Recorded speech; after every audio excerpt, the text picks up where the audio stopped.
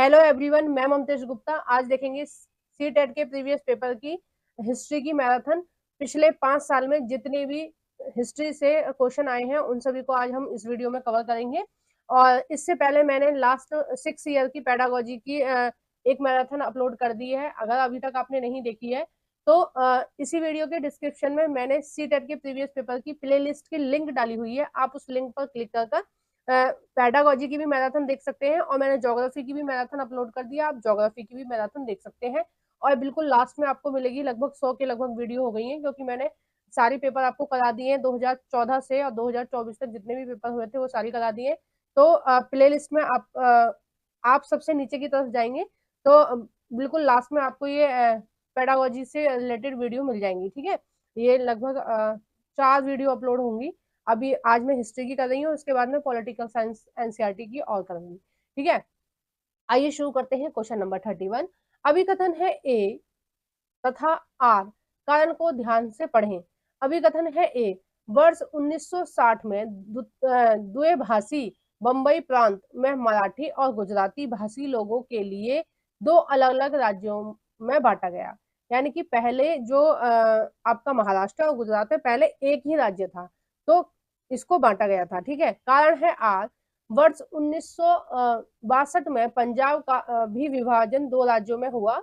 पंजाब पंजाबी भाषियों के लिए और हरियाणा हरियाणवी भाषियों के लिए, या जो हिंदी बोलते हैं उनके लिए किया गया था।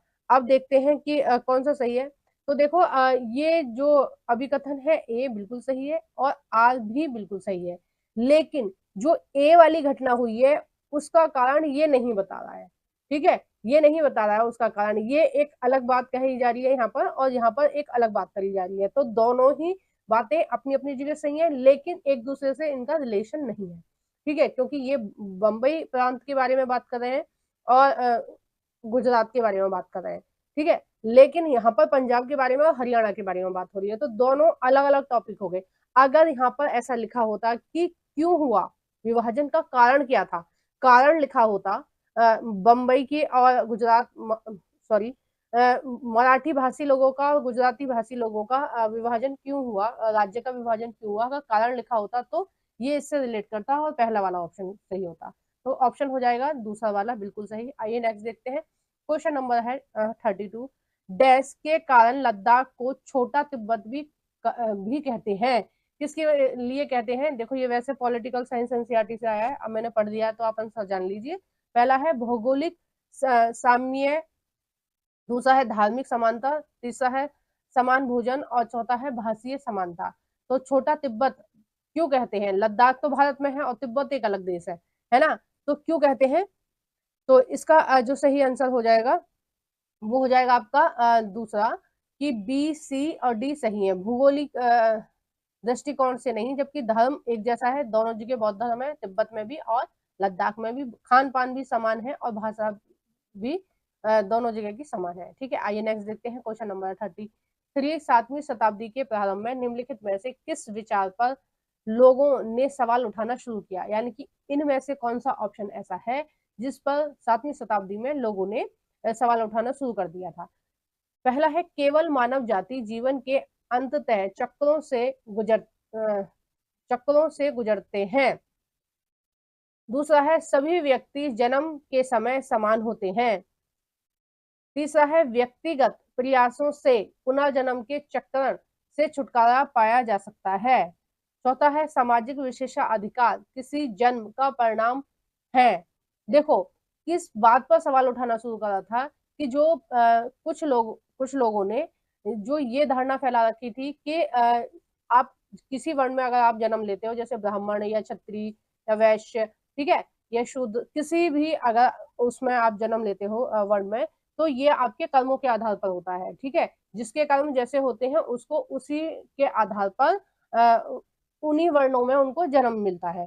ठीक है, तो ये जो धारणा थी इस पर लोगों ने सवाल उठाना शुरू कर दिया था, क्योंकि जन्म से कोई भी ना क्षत्रिय होता है, ना वैश्य होता है, ना पंडित होता है, ब्राह्मण होता है और ना शूद्र होता है। ये सारी जो कहानी है ये हमने खुद बुनी है और अपने समाज ने खुद बुनी है, और समाज ही इसका मतलब उसको ऐसा लगता है कि ऐसी चीजें होती हैं, जबकि ऐसा नहीं होता है। अगर ऐसा कुछ होता तो भगवान अपनी एक अलग पहचान बना के भेजते, जैसे पीके वाली मूवी में दिखाया था कि कोई ठप्पा होता जिससे पता चलता कि भाई ये जो है ये वैश्य कैटेगरी के हैं, ये जो है ये क्षत्रिय कैटेगरी के हैं। तो ऐसा भगवान ने नहीं करा है। तो ईश्वर से अनुराग वाले चैप्टर से ये क्वेश्चन आया है, तो उसमें ये चीज जो है बिल्कुल साफ दे रखी है कि किस तरह से लोगों ने सवाल उठाना शुरू करा था, जो पुरानी जो भी गलत चीजें चली आ रही थी उनसे रिलेटेड। ठीक है, क्वेश्चन नंबर 35। अभिकथन है ए तथा आर, कारण को ध्यान से पढ़ें। अभिकथन है ए, शाहजहां के शासनकाल के दौरान मुगल वास्तुकला के विभिन्न तत्व एक भव्य सुसंगत संश्लेषण में लाए गए। ठीक है, किसके समय में? शाहजहां के समय में। जो वास्तुकला किसको बोलते हैं? जो जिन भवन निर्माण की शैली वगैरह जो होती है ना, जैसे राम मंदिर है एक अलग टाइप का बनाया गया है ना, ऐसे नहीं जैसे नॉर्मल आपके गली मोहल्ले में जो मंदिर मिलते हैं वैसे नहीं। ठीक है, तो ये दक्षिण वाली शैली अपनाई गई है, जो दक्षिण भारत में चलती है मंदिर निर्माण की शैली, वो वाली अपनाई गई है। तो जैसे बहुत सारी इमारतें हैं अलग अलग टाइप की, तो उसी तरह से शाहजहां के बारे में इन्होंने बताया कि उसके समय में इस तरह की चीजें थी। कारण है आर, क्यों? कारण क्या है? आर, उनके शासन में अनावरत निर्माण कार्य चलते रहे, विशेष रूप से आगरा और दिल्ली। ठीक है, तो 35 का जो सही आंसर हो जाएगा वो पहला हो जाएगा, बिल्कुल सही है कि शाहजहां के शासनकाल के दौरान मुगल वास्तुकला के विभिन्न तत्व एक भव्य सुसंगत संश्लेषण में लाए गए।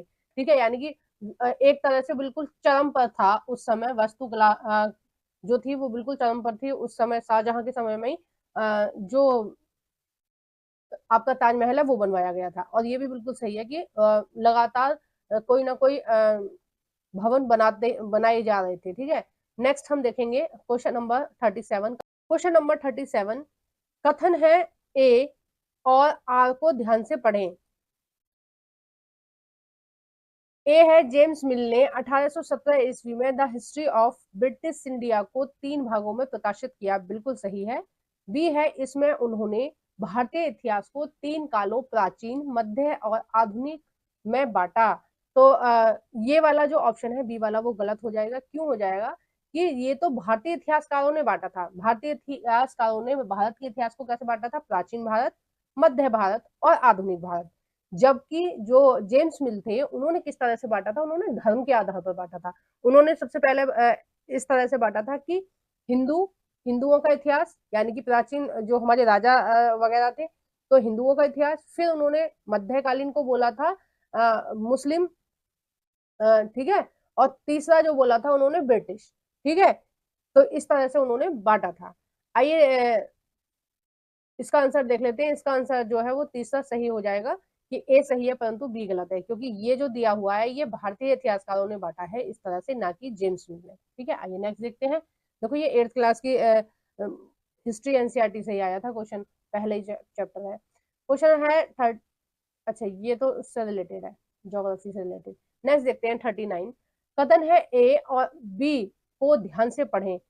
ए है, 1770 ईस्वी में बंगाल में एक भयानक अकाल ने लगभग 1 करोड़ लोगों को मार डाला, बिल्कुल सही है ये बात।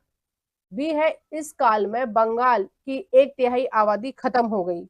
तो इसका 39 का जो आपका सही आंसर हो जाएगा वो हो जाएगा पहला, ए और बी दोनों सही है। और ये अकाल का मेन कारण ये था कि अंग्रेजों ने क्या किया था कि जब फसल ठीक से नहीं हुई उसके बाद भी लोगों का लगान माफ नहीं किया था, और लोग भूख से तड़प कर मर गए थे, बहुत सारे लोग भूख की वजह से, क्योंकि लगान उन्होंने माफ नहीं किया, ऊपर से फसल नहीं हुई। क्वेश्चन नंबर है 41। स्त्री पुरुष तुलना नामक पुस्तक की रचना निम्नलिखित में से किस सुधारक द्वारा की गई? देखो ये पॉलिटिकल साइंस एनसीईआरटी का भी है क्वेश्चन और हिस्ट्री का भी है, क्योंकि ये दोनों ही बुकों में दिया गया है। तो पहला है पंडिता रमाबाई, दूसरा है वीरे शिवलंगन पंतलू, तीसरा है ताराबाई शिंदे, चौथा है ईवी रामा स्वामी नायकर। ठीक है, और उनको हम प्यार से पेरियार भी बोलते थे। ठीक है, और बोलते हैं, सॉरी, उनको प्यार से हम पेरियार भी बोलते हैं। और इसका 41 का जो सही आंसर हो जाएगा वो हो जाएगा तीसरा, ताराबाई शिंदे। ठीक है, ताराबाई शिंदे कहाँ की थी आप मुझे कमेंट बॉक्स में बताएंगे। आपने एनसीईआरटी पढ़ी होगी क्योंकि मैंने बहुत डिटेल में आपको पढ़ाई है ना। मैंने हिस्ट्री, सॉरी गलत हो गया, मैंने हिस्ट्री ज्योग्राफी और पॉलिटिकल साइंस एनसीईआरटी को बहुत ज्यादा डिटेल में पढ़ाया है, आपने देखा होगा मेरे यूट्यूब चैनल पर। और मैंने थ्योरी भी कराई है हर चैप्टर की, और उसके एमसीक्यू भी कराए हैं आपके एग्जाम को ध्यान में रखते हुए। किस टाइप के क्वेश्चन आपके एग्जाम में पूछे जाते हैं, उस टाइप के क्वेश्चन ही मैंने आपको कराए हैं।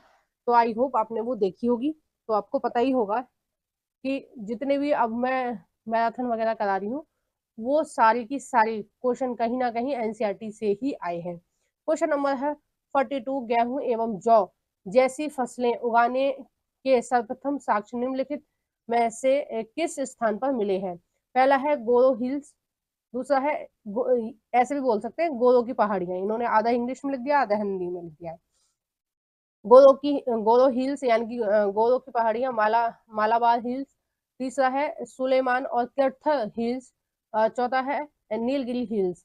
तो 42 का जो सही आंसर हो जाएगा वो हो जाएगा तीसरा, सुलेमान और किर्थर हिल्स। ये कहाँ पर है? ये पाकिस्तान में है हाल फिलहाल में। क्वेश्चन नंबर है ये वाला तो पेडागोजी से रिलेटेड है, ये ज्योग्राफी से, ये वाला। क्वेश्चन नंबर है 45, कथन है ए और बी को ध्यान से पढ़ें। ए है वेद समाज की स्थापना 1864 ईस्वी में मद्रास में हुई। बी है वेद समाज आर्य समाज से प्रेरित था। तो इसका जो सही आंसर हो जाएगा वो हो जाएगा तीसरा, ए सही है परंतु बी गलत है। जो वेद समाज था वो आर्य समाज से प्रेरित नहीं था। ठीक है, वेद समाज किससे प्रेरित था? अ, वो वेद समाज था ब्रह्म समाज से रिलेटेड। ठीक है, वेद समाज जो था वो आर्य समाज से प्रेरित नहीं था, ब्रह्म समाज से प्रेरित था। ठीक है, आइए नेक्स्ट देखते हैं। क्वेश्चन नंबर है 46। क्वेश्चन नंबर 46, वर्ष 1929 में बाल विवाह निषेध अधिनियम पारित किया गया। इस अधिनियम के अनुसार पुरुष और महिलाओं के लिए शादी की न्यूनतम आयु क्रमशः कितनी रखी गई? पहला है 20 वर्ष।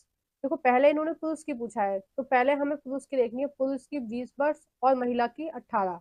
दूसरा है 18 वर्ष तथा 16 वर्ष। तीसरा है 21 वर्ष तथा 18 वर्ष। तो देखिए इसका जो सही आंसर हो जाएगा वो हो जाएगा दूसरा, कि 1929 में विवाह की जो उम्र रखी गई थी वो 18 वर्ष और 16 वर्ष रखी गई थी। ठीक है, लड़के की उम्र 18 वर्ष होनी चाहिए और लड़की की उम्र जो है वो 16 वर्ष होनी चाहिए।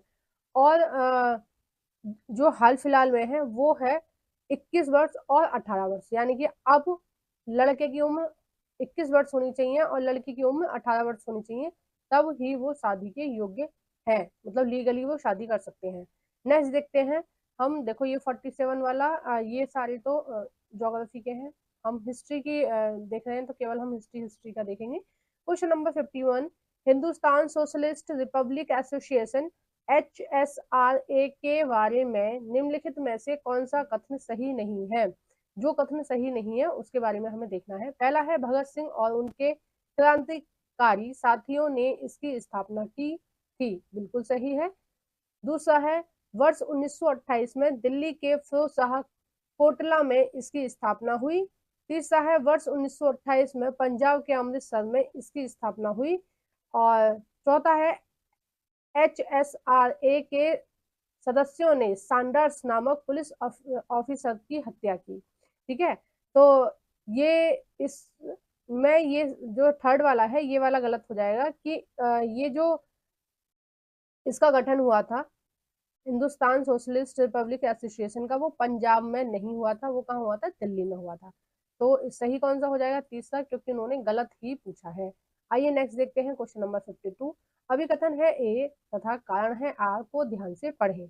अभिकथन है ए, राजस्व वसूली व्यवस्था मारवाड़ी बंदोबस्त की शुरुआत हल्ट मैकेंजी ने की थी।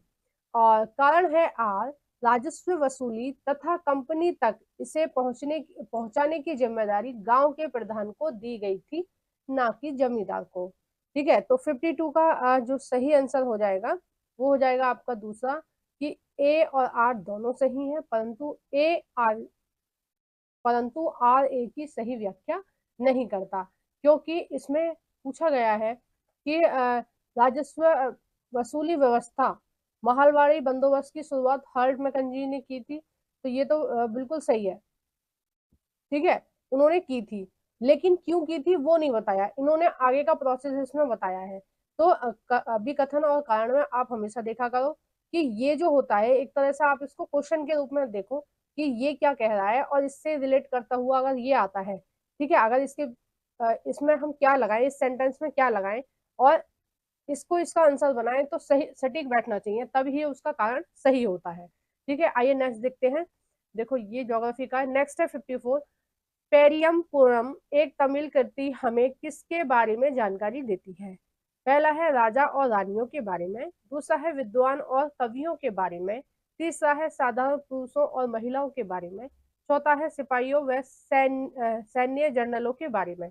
तो इसका जो सही आंसर हो जाएगा वो हो जाएगा तीसरा, साधारण पुरुष और महिलाओं के बारे में जानकारी देता है। ठीक है, आइए नेक्स्ट देखते हैं। ये सारी ज्योग्राफी से हैं क्वेश्चन, हम केवल केवल हिस्ट्री वाली करेंगे।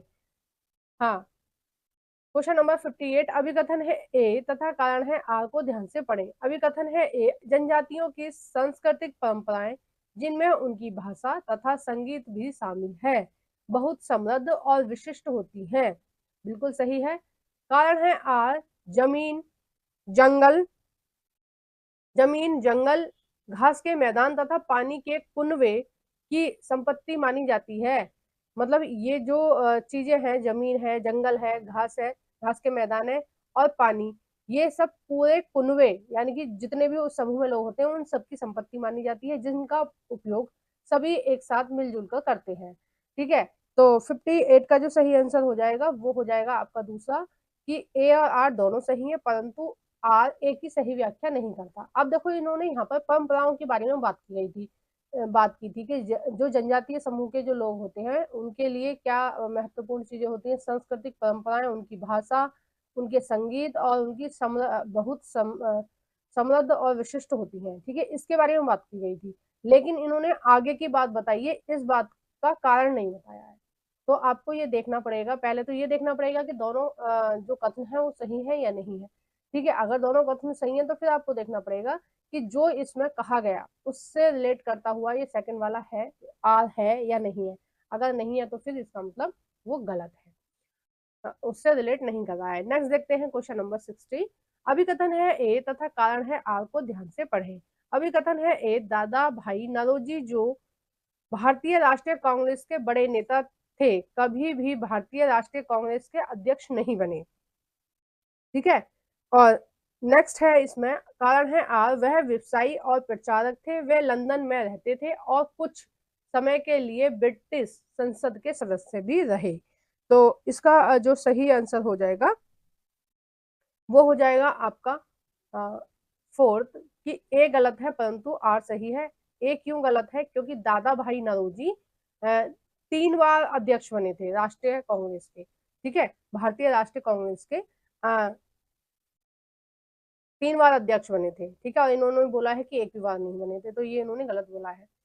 अब बाकी के क्वेश्चन जो है बाकी के आपके पॉलिटिकल साइंस से लिए गए हैं, तो इसमें कुछ रहा नहीं है। अब हम देखेंगे 2023 में जो भी हिस्ट्री से रिलेटेड क्वेश्चन पूछे गए थे वो, और मैं आपसे रिक्वेस्ट करना चाहती हूँ, अगर अभी तक आपने मेरी वीडियो को लाइक नहीं किया है तो प्लीज लाइक कर देना। अगर आप ने अभी तक कमेंट नहीं किया है तो प्लीज कमेंट कर दीजिए, एक प्यारा सा कमेंट कर दीजिए, जिससे मुझे मोटिवेशन मिलती है और ज्यादा वीडियो बनाने की, और ज्यादा आपको पढ़ाने की और अच्छा कंटेंट देने की। तो प्लीज कमेंट बॉक्स में बताइएगा आपको वीडियो कैसी लग रही है, और अभी तक चैनल को सब्सक्राइब नहीं किया तो प्लीज सब्सक्राइब कर देना। ठीक है, आइए हम नेक्स्ट देखते हैं 2023 में किस तरह के क्वेश्चन पूछे गए थे, और 23 के बाद हम 22 वाले क्वेश्चनों को देखेंगे 2022 में किस तरह के हिस्ट्री से क्वेश्चन पूछे गए थे। उसके बाद में हम 2021 के देखेंगे और सबसे लास्ट में हम 2019 के देखेंगे। हम लगभग 5 साल के जितने भी हिस्ट्री से रिलेटेड क्वेश्चन पूछे गए हैं उन सभी को इस मैराथन में देखेंगे। ठीक है, आइए देखते हैं 31 से स्टार्ट है इसका। क्वेश्चन नंबर 31, गुप्त काल के प्रथम कुलिक शब्द का अर्थ है। प्रथम कुलिक का क्या अर्थ है? पहला है मुख्य न्यायिक अधिकारी, दूसरा है मुख्य बैंकर, तीसरा है मुख्य व्यापारी, चौथा है मुख्य शिल्पकार। तो देखिए इसका जो सही आंसर हो जाएगा वो हो जाएगा फोर्थ, मुख्य शिल्पकार। देखो ये 6 क्लास की हिस्ट्री एनसीईआरटी से आया है और उसमें 9 चैप्टर में ये दे रखा है प्रथम कुलिक के बारे में। ठीक है, आइए नेक्स्ट देखते हैं क्वेश्चन नंबर 32। वे भुज छाल कहाँ पाई गई जिस पर ऋग्वेद को वैदिक प्रार्थना यानी सूक्तियां लिखी गई। यानी कि ऋग्वेद जिस पर जिन पांडुलिपियों पर लिखा गया, ठीक है, जिन भुज की छाल पर लिखा गया, वो कहाँ से वो हमें प्राप्त हुई, मतलब कहाँ से उनके साक्ष्य प्राप्त हुए कि सबसे प्रथम, सबसे पहले जो लिखा गया है ऋग्वेद, वो किस पर लिखा गया था। ठीक है, तो उसके साक्ष्य हमें कहाँ से मिले हैं वो हमें बताना है। ए है कश्मीर से, बी है महाराष्ट्र से, और तीसरा है बंगाल से, चौथा है बिहार से। तो इसका जो सही आंसर है हो जाएगा वो हो जाएगा पहला। और देखो जो एनसीईआरटी में दे रखा है उसका चित्र भी दे रखा है पांडुलिपि का, है ना, मुझे याद है क्योंकि मैंने जब पढ़ाई थी तो उसका चित्र भी दे रखा है पांडुलिपि का कि वो कहाँ से मिली है, कश्मीर से मिली है। ठीक है, नेक्स्ट देखते हैं क्वेश्चन नंबर 33। निम्नलिखित में से कौन सी तमिल कृति हमें आम पुरुषों और महिलाओं के जीवन के बारे में सूचित करती है। यानी कि इनमें से कौन सी कृति है जो आम महिला और पुरुषों के बारे में बताती है। अभी देखो हमने पिछले ही जो पेपर करा था उसमें हमने डिस्कस करा था इसके बारे में, है ना। तो देखते हैं, पहला है सिलप्पा दिकारम, दूसरा है बेल्यापति, और तीसरा है मणिमेखलाई, चौथा है पेरियापुरम। तो इसका जो सही आंसर हो जाएगा वो हो जाएगा फोर्थ। पेरियापुरम जो है वो हमें क्या बताती है, वो हमें पुरुष और महिलाओं के जीवन के बारे में सूचित करती है कि प्राचीन भारत में जो महिलाएं और पुरुष थे उनका जीवन किस तरह से था। आइए नेक्स्ट देखते हैं, क्वेश्चन नंबर है 34। निम्नलिखित में से कौन सा सुमिलित नहीं है। ठीक है, जो गलत है वो हमें बताना है। अब आपको ध्यान से ये देखना है कि कौन सा कहाँ से आया है। देखो ये अलग अलग चैप्टर से आए, ये तीन तो एक ही चैप्टर से हैं। ये लास्ट वाला चैप्टर था सेवंथ क्लास की नहीं सॉरी 6 क्लास की एनसीईआरटी से आया है, ये लास्ट वाला चैप्टर है, उसमें ही ये सारी चीजें दे रखी हैं। और ये जो चंदेल वाला दे रखा है ये 7th क्लास की एनसीईआरटी में दे रखा है। तो आइए देखते हैं कौन सा सुमिलित है और कौन सा सुमिलित नहीं है। तो खजुराहो का जो मंदिर, खजुराहो की जितनी भी वस्तु शैली है वो कहाँ से किसने बनवाई है, वो चंदेल शासकों ने बनवाई है। खजुराहो का मंदिर किसने बनवाया, चंदेल शासकों ने। और खजुराहो चंदेल शासकों ने ज्यादातर जो चीजें बनाई है वो आपके मध्य प्रदेश से बनाई है। ठीक है, एहोल, एहोल कहाँ किसकी राजधानी थी बताइए आप मुझे। एहोल किसकी राजधानी थी, हाल फिलहाल में कर्नाटक में है। और एहोल की जो चीजें हैं वो किसने बनवाई हैं, चालुक्यों ने।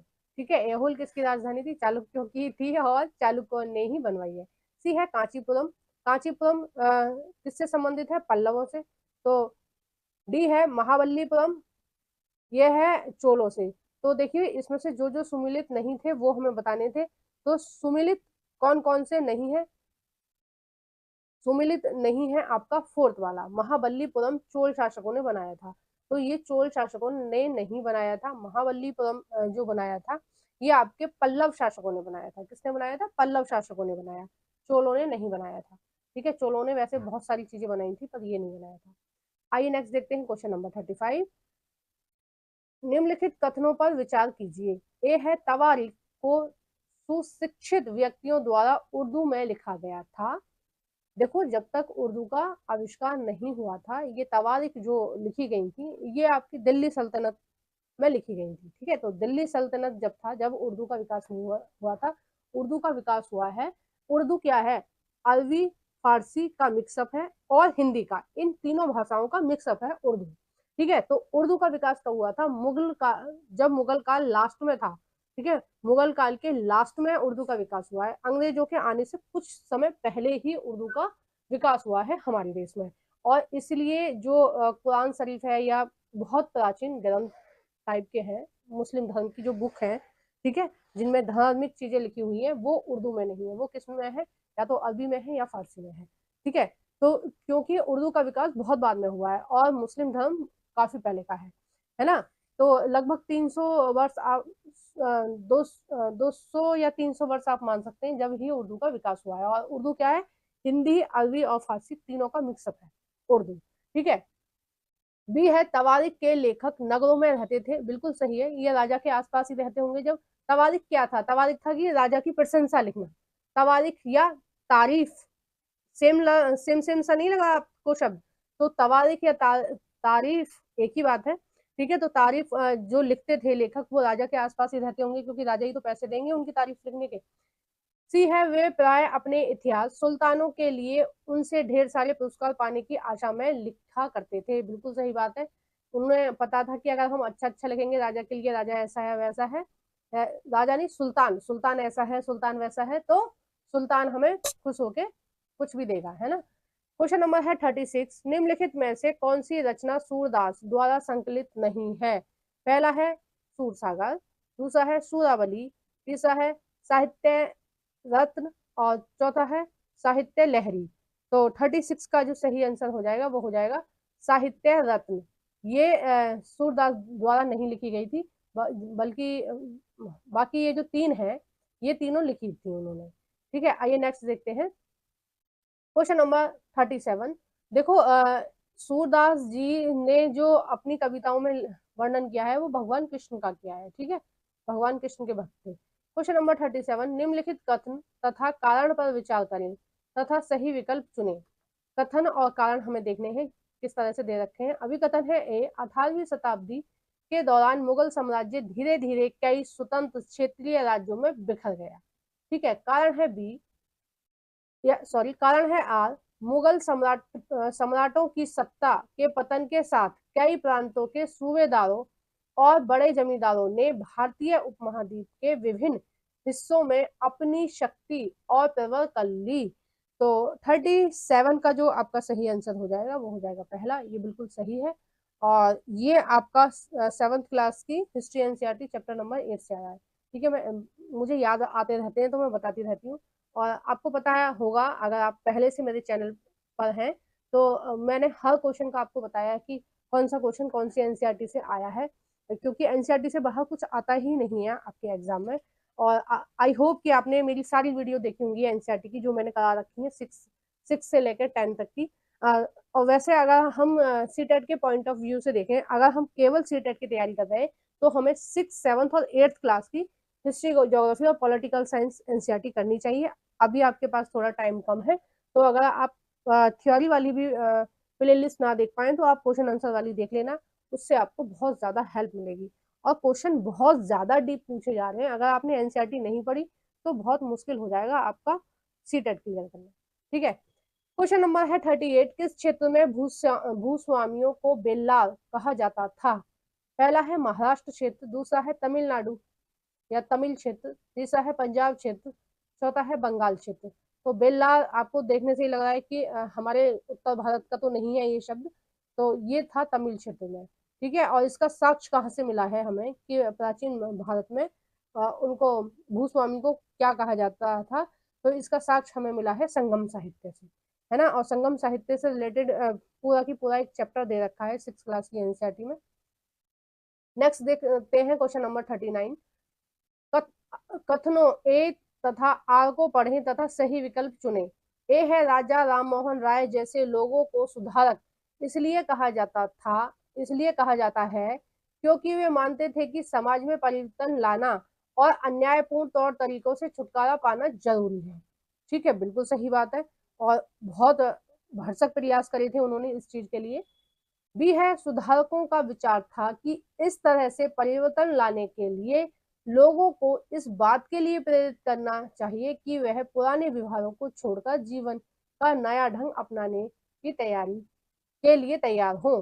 तो 39 का जो सही आंसर हो जाएगा वो हो जाएगा दोनों, और दोनों ही सही है। और इसका जो ऑप्शन हो जाएगा वो हो जाएगा दोनों सही। अच्छा, ऑप्शन में नहीं है, तो आप इसमें करेक्शन कर लीजिए थोड़ा सा 39 वाले में, कि ए और आर दोनों सही है। ठीक है, दोनों सही है, ये भी सही हो जाएगा। ठीक है, दोनों सही है, ए भी सही है और आर भी सही है। आइए नेक्स्ट देखते हैं क्वेश्चन नंबर 40, पूर्व मद्रास चेन्नई में स्थापित वेद समाज प्रेरित था, किस चीज से प्रेरित था। पहला है प्रार्थना समाज द्वारा, दूसरा है आर्य समाज द्वारा, तीसरा है ब्रह्म समाज द्वारा, चौथा है युवा बंगाल आंदोलन द्वारा। तो इसका जो सही आंसर हो जाएगा वो हो जाएगा तीसरा, ब्रह्म समाज द्वारा वेद समाज प्रेरित था।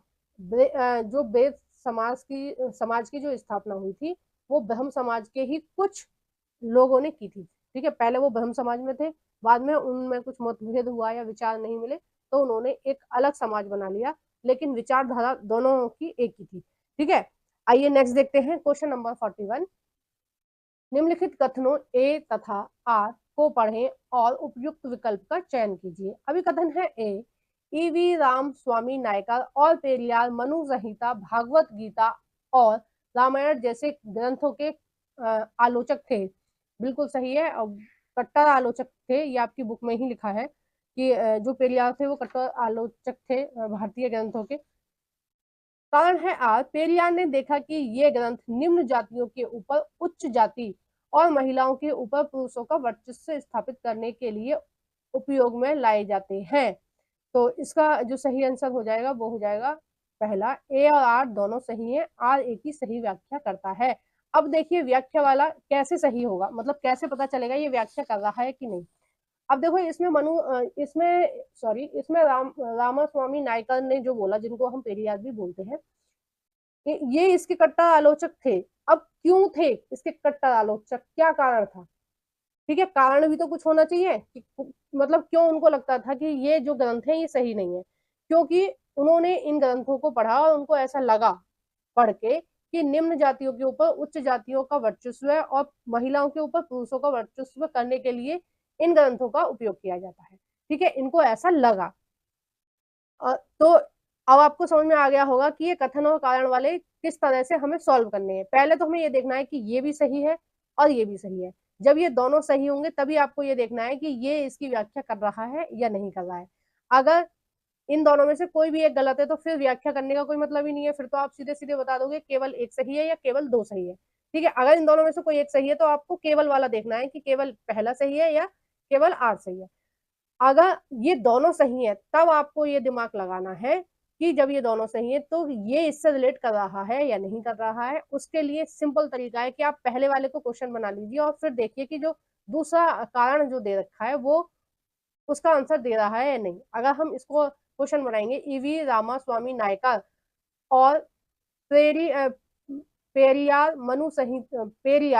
मनु संहिता, भगवत गीता और रामायण जैसे ग्रंथों के क्यों आलोचना की थी, ऐसे अगर हम क्वेश्चन बनाएंगे तो अब देखिए आंसर बिल्कुल सीधा सीधा यही वाला आ रहा है। ठीक है, तो ऐसे आपको क्वेश्चन आंसर बना के देखना है।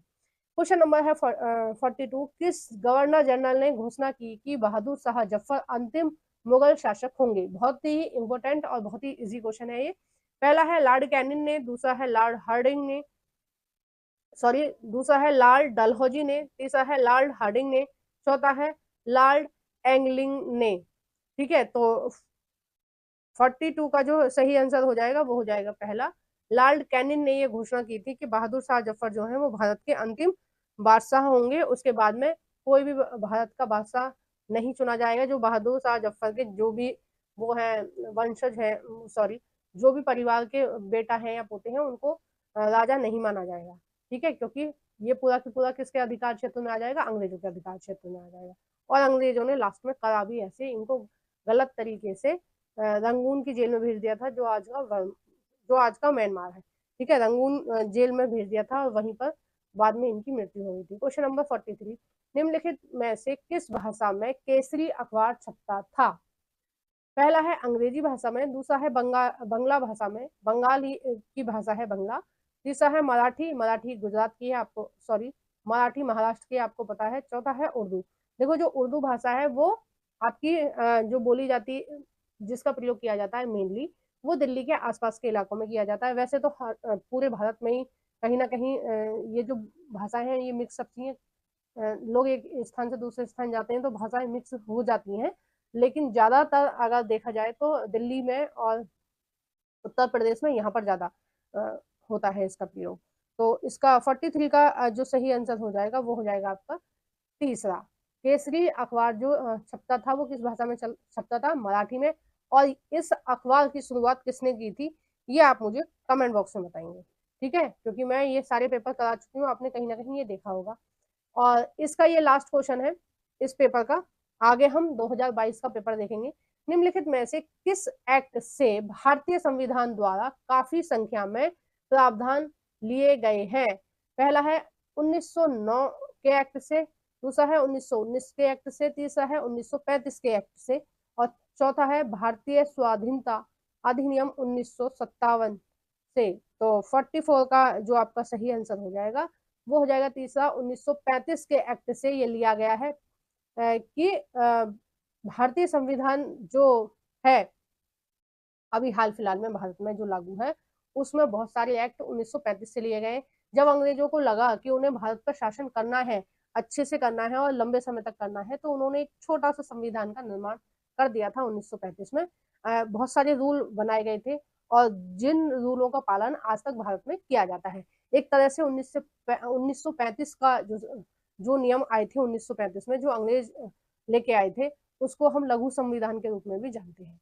ठीक है, आइए हम नेक्स्ट देखते हैं क्वेश्चन पेपर 2022 में किस तरह के क्वेश्चन पूछे गए थे वो हम देखेंगे और हिस्ट्री से रिलेटेड। और मैं दोबारा रिपीट करना चाहूंगी कि अभी तक आपने वीडियो को लाइक नहीं किया है तो प्लीज वीडियो को लाइक कर देना, ठीक है, और एक कमेंट करके जरूर बताना कि आपको वीडियो कैसी लग रही है। और जो भी फ्रेंड आपके सीटेट की तैयारी कर रहे हैं जरूर से उनके साथ शेयर कर देना ताकि वो भी इस मैराथन का लाभ ले सकें, ठीक है, वो भी इसको अच्छे से देख सकें। ठीक है, आइए हम बढ़ते हैं आगे की तरफ। एक सेकंड में ज्यादा पानी पी लेती हूँ।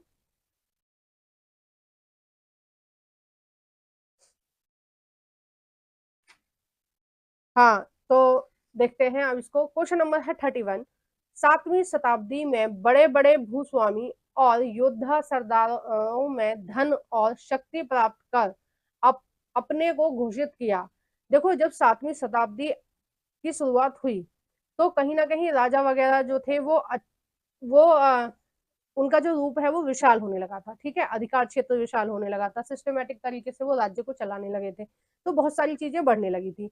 अब कई पीढ़ी से जो मंत्री चले आ रहे थे, है ना, जैसे कई उनके दादा भी परदादा भी सब मंत्री थे, तो कई पीढ़ी से जो मंत्री चले आ रहे थे वो धीरे धीरे उनकी जो शक्तियां थी वो बढ़ने लगी, है ना। जब उनके पास पैसे भी थे, उनको पता भी था कि शासन व्यवस्था कैसे चलती है ना, तो उन्होंने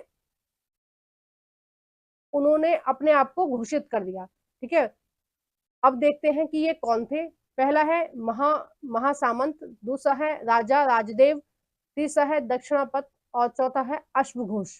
तो इसका जो सही आंसर हो जाएगा वो हो जाएगा पहला, जो महासामंत थे, ठीक है। उन्होंने क्या किया था, 7वीं शताब्दी में बड़े बड़े भूस्वामी और योद्धा सरदारों में धन और शक्ति प्राप्त कर अपने आप को राजा घोषित कर दिया था, ठीक है, अपने आप को घोषित कर दिया था, यानी कि शक्तिशाली घोषित कर दिया था। कई जगह ऐसा देखा गया कि सामंतों ने ही जो राजा थे उनका जो अंत कर दिया और खुद पूरा राज्य उन्होंने हड़प लिया, ठीक है, कई जगह ऐसा देखा गया है दक्षिण भारत में, ठीक है, मंत्रियों ने। नेक्स्ट देखते हैं क्वेश्चन नंबर 32। राजा अशोक पर दिए गए ए, बी और सी कथनों पर विचार कीजिए तथा सही उत्तर का चयन कीजिए। ए है अशोक एक प्रसिद्ध मगध शासक थे। बी है अशोक के अभिलेख पाली भाषा और ब्राह्मी लिपि में थे। सी है अशोक अकेले एक ऐसे राजा थे जिन्होंने युद्ध जीतने के बाद अभिजीति को छोड़ दिया। तो 32 का जो आपका सही आंसर हो जाएगा वो हो जाएगा, देखो ए वाला गलत है क्योंकि वो केवल मगध के शासक नहीं थे। जो अशोक थे वो पूरे संपूर्ण भारत के राजा थे। उनको सम्राट अशोक भी कहा जाता है क्योंकि वो भारत, आज का जो भारत है उससे भी बड़ा उनका साम्राज्य था। अफगानिस्तान और यहाँ तक पाकिस्तान अफगानिस्तान भी उनके शासन में थे, ठीक है। तो मगध जो था एक उनके ही राज्य का एक अंग था या भाग था, ना कि केवल वो मगध के शासक थे। दूसरा इसलिए गलत है कि पाली भाषा में नहीं लिखा गया है। उन्होंने कौन कौन सी भाषा में लिखा है, ब्राह्मी, अराइमेक और प्रकृत भाषा में उन्होंने लिखे हैं। सी है अशोक अकेले ऐसे थे कि उन्होंने जीता राजाओं को हराया और हराने के बाद भी उन्होंने उन राजाओं के जो राज्य थे वो वापस कर दिए कि चलो कोई नहीं, आप अपने शासन दोबारा कर सकते हैं। तो ए और बी गलत है और सी सही है। आइए नेक्स्ट देखते हैं क्वेश्चन नंबर 33। प्रारंभिक मध्यकालीन समय में दक्षिण भारत में सैनिक अभियान के समय में हुआ था। सैनिक अभियान किसके समय में चलाया गया था? पहला है कुतुबुद्दीन ऐबक, दूसरा है शामुद्दीन इल्तुतमिश, तीसरा है जलालुद्दीन खिलजी, चौथा है अलाउद्दीन खिलजी। तो इसका 33 का जो सही आंसर हो जाएगा वो हो जाएगा आपका फोर्थ, अलाउद्दीन खिलजी। अलाउद्दीन खिलजी ने सबसे पहले सेना को सिस्टमेटिक तरीके से रखने के लिए कदम उठाए थे। अलाउद्दीन खिलजी ने क्या किया कि सभी सैनिकों को ड्रेस दी, यानी कि एक यूनिफॉर्म बनाई कि इस तरह की यूनिफॉर्म सभी सैनिक पहनेंगे। सैनिकों को नियमित रूप से वेतन दिया जाने लगा। बहुत सारी चीजें इसने शुरू की थी अलाउद्दीन खिलजी ने। ठीक है, नेक्स्ट देखते हैं क्वेश्चन नंबर 34। निम्नलिखित हड़प्पा कालीन नगरों में से गुजरात में कौन सा स्थित है?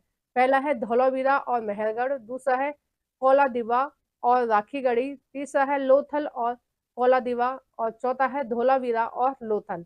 तो 34 का जो सही आंसर हो जाएगा वो हो जाएगा चौथा, धौलावीरा और लोथल। ये कहाँ है? ये गुजरात में है।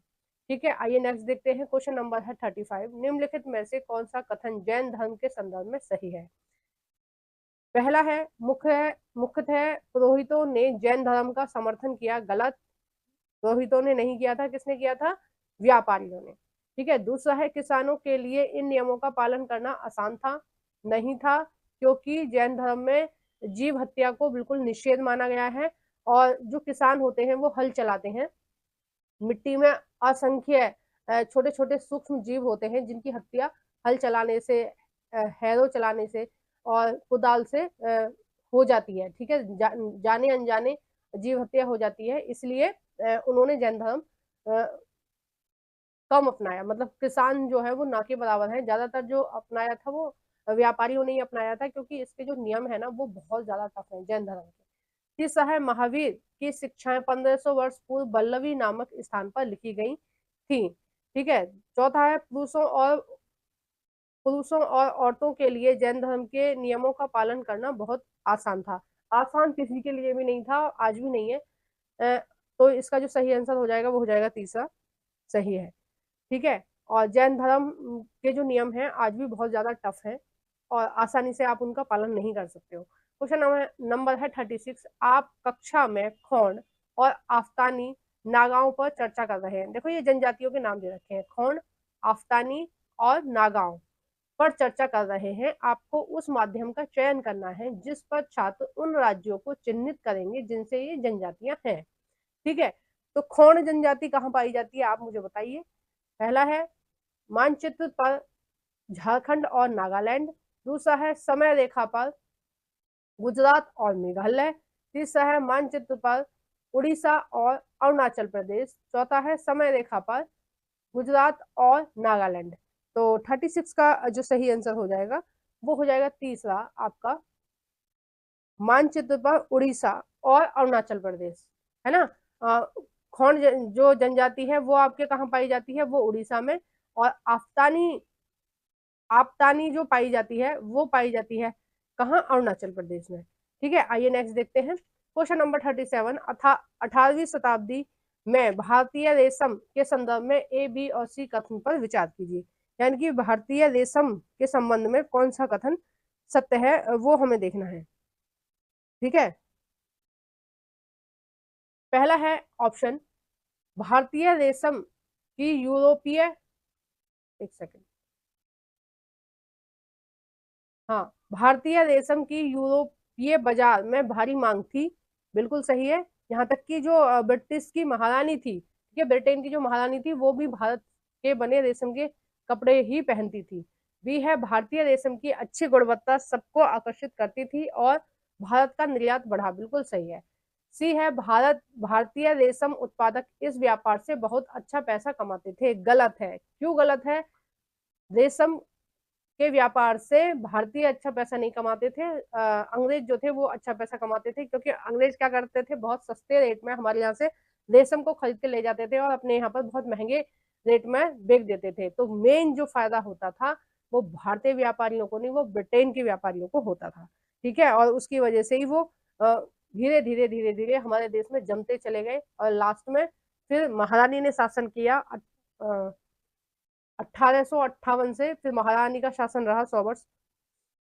नेक्स्ट देखते हैं question number 38। East India company के संदर्भ में निम्न कथन ए और आर को पढ़ें एवं सही विकल्प चुनें। अभिकथन है ए, 18वीं शताब्दी के उत्तरार्ध में कंपनी ने कृषि में निवेश बढ़ाने की आवश्यकता पर बल दिया। ठीक है, यानी कि कंपनी ने क्या किया 1750 के बाद में 18वीं शताब्दी के उत्तरार्ध में, तो कंपनी ने क्या किया कि उन्होंने सोचा कि भाई अगर हम कृषि पर बल देंगे तो कृषि अच्छी होगी तो हमें मुनाफा होगा, क्योंकि कंपनी सारा कुछ किसके लिए कर रही थी, वो अपने लिए कर रही थी। कारण है अर्थव्यवस्था संकट में थी और कंपनी अपनी राजस्व, ठीक है ये टाइपिंग मिस्टेक है, राजस्व आय को लेकर आश्वस्त नहीं थी। तो 38 का जो आपका सही आंसर हो जाएगा वो हो जाएगा आपका पहला, ए और आर दोनों सही हैं और आर जो है वो एक की सही व्याख्या करता है। ठीक है, आइए नेक्स्ट देखते हैं क्वेश्चन, एक मिनट, पहला इसका सही है। नेक्स्ट देखते हैं क्वेश्चन नंबर 39, निम्नलिखित व्यक्तियों में किन्होंने 19वीं सदी में विधवा विवाह के समर्थन में सार्थक भूमिका निभाई। पहला है, देखो विधवा विवाह से रिलेटेड जो संघर्ष किया था वो किन्होंने किया था और किन्होंने ये जो कानून है ये पास करवाया था कि विधवा पुनः विवाह होना चाहिए। ठीक है, पहला है राजा राम मोहन राय और हेनरी डेरोजियो। ठीक है, दूसरा है ईश्वरचंद विद्यासागर और वीरे शिवलिंगन पंतलू। तीसरा है विवेकानंद और पेरियार। चौथा है राज सुंदरी देवी और रुकैया सखावत हुसैन। तो 39 का जो सही आंसर हो जाएगा वो हो जाएगा दूसरा, ईश्वर विद्यासागर और वीरे शिवलिंगन पंतलू। नेक्स्ट देखते हैं क्वेश्चन नंबर 40, सत्य शोधक समाज की स्थापना की। पहला है ज्योतिराव फूले ने, दूसरा है हरिदास ठाकुर ने, तीसरा है आपका बी आर अम्बेडकर ने और चौथा है घासीराम ने। तो 40 का जो आपका सही आंसर हो जाएगा वो हो जाएगा पहला है ज्योतिराव फूले ने की थी सत्यशोधक समाज की स्थापना। ठीक है, आइए नेक्स्ट देखते हैं क्वेश्चन नंबर है 41, निम्नलिखित कथनों में से कौन सा औपनिवेशिक काल में जाति सुधारों के संदर्भ में सही है। पहला है प्रार्थना समाज की स्थापना 1867 ईस्वी में बंगाल में हुई, तो ये ऑप्शन हो जाएगा गलत, बंगाल में नहीं हुई थी, कहाँ हुई थी, मुंबई में। दूसरा है हेनरी डेरोजियो ब्रह्म समाज के एक मुख्य अग्रणी थे। तो जो हेनरी थे वो ब्रह्म समाज के नहीं थे, वो किसके थे, उन्होंने यंग बंगाल, ठीक है, यंग बंगाल नाम की संस्था की शुरुआत की थी। ठीक है, तीसरा है सिंह सभाओं ने सिख धर्म को जातीय भेदभाव से मुक्त कराने का प्रयास किया। तो 41 का यही वाला सही आंसर है। ठीक है, और फोर्थ हम देख लेते हैं, पेरियार ने वैदिक शास्त्रों से उदाहरण करते हुए जाति विभाजन के विरुद्ध दलील दी और या पक्ष रखा। तो देखो पेरियार जो थे वो कट्टर आलोचक थे, किसके, वेदों के, शास्त्र के, महाभारत के, रामायण के और मनु संहिता के। मैंने पीछे ही आपको पढ़ाया है, बताया है ये वाला क्वेश्चन। तो ये कट्टर आलोचक थे, इन्होंने इसका सहारा क्यों लेंगे वो, ठीक है, उनको तो ये गलती लगती थी ये सारी चीजें, कि उनको लगता था कि ये जो समाज में भेदभाव है, ऊंच नीच है, वो इसकी वजह से है। ठीक है, क्वेश्चन नंबर है 42, ब्रिटिश प्रशासन में रोजगार के संदर्भ में ए और आर कथनों को पढ़ें और सही विकल्प का चयन कीजिए। अभी कथन है ए, भारतीय राष्ट्रवादी आंदोलन के मध्यवर्गीय चाहते थे कि सिविल सेवा की परीक्षा भारत और लंदन दोनों में आयोजित की जाए। बिल्कुल सही है, उनका मानना था, क्योंकि जो आईएएस की परीक्षा होती थी, ठीक है, भारतीय सिविल सेवा परीक्षा का मतलब है आईएएस की जो परीक्षा होती थी वो होती थी ब्रिटेन में, ठीक है, इंग्लैंड में होती थी। तो बहुत सारे बच्चे जो प्रतिभाशाली थे और जिनके पास पैसे नहीं थे वो इंग्लैंड जा ही नहीं पाते थे एग्जाम देने के लिए, तो ज्यादातर जो आईएएस होते थे वो इंग्लैंड के ही चुन के आते थे। अब जो आंदोलनकारी थे, जो मुख्य नेता थे, ठीक है, आंदोलन के जो मुख्य नेता थे वो ये चाहते थे कि भाई इन पर दबाव बनाकर अंग्रेजों पर और ऐसा किया जाए कि आईएएस का जो एग्जाम है वो भारत में कराया जाए।